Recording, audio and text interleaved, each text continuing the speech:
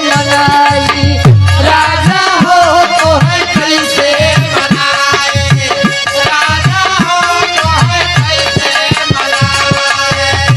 अरे रतिये में हमरे ना लागयो भाई, दुल्हा हो रतिये में हमरे ना लागयो भाई, दुल्हा हो तो है कैसे मनाई, दुल्हा हो तो है कैसे मनाई, दुल्हा हो तो है कैसे मनाई,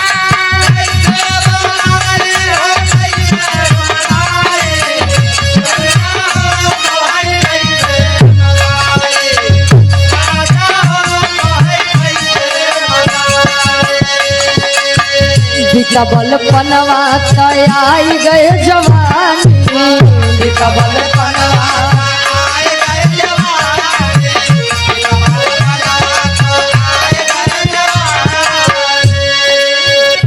देखिए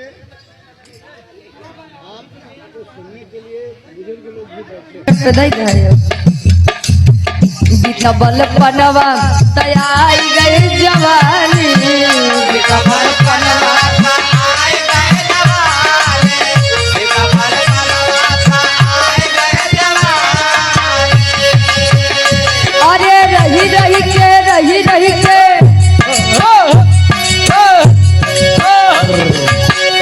कहाँ रही के सजिया पे आवई, दुल्हा हो तो है कैसे मनाई, दुल्हा हो तो है कैसे मनाई, दुल्हा हो तो है कैसे मनाई। गड़ैला से आप छोटा मुन्ना ऋषभ यादव 101 रुपए का महान आशीर्वाद पढ़ लिख के अपने जिला जवार के नाम रोशन करा, अपने माई बाबू के नाम रोशन करा। कहाँ काजा नहीं दे, अरे काजा नहीं दे, शहर वाली कजरा काजा नहीं दे, शहर वाली कजरा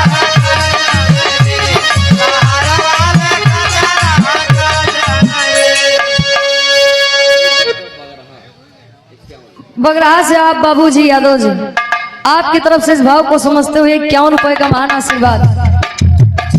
अरे काजा नहीं दे, शहर वाली कजरा काजा नहीं दे,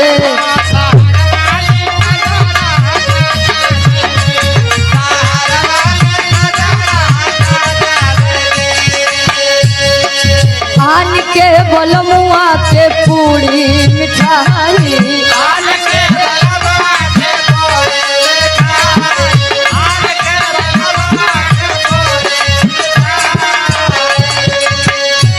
अरे अपने बलम के देवाई बजरा काजा दे, शहर वाली कजरा काजा दे,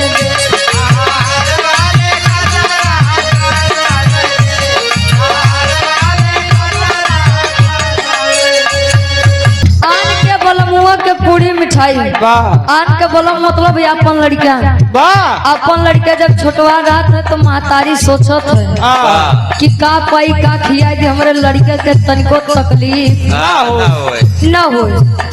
अब बड़ा हुए दूसरे से शादी हुए बने दूसरे के बलम। आगे कवि जी लिखत है आन के बलमुआ के सेज सुकावे, आन के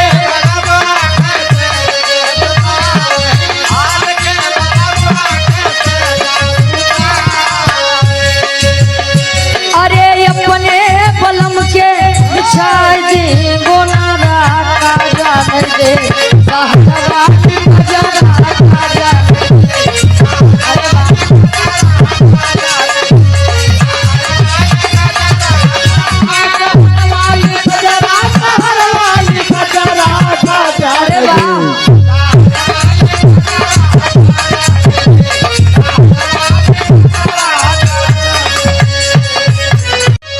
तो कहे रवि बिना न घाम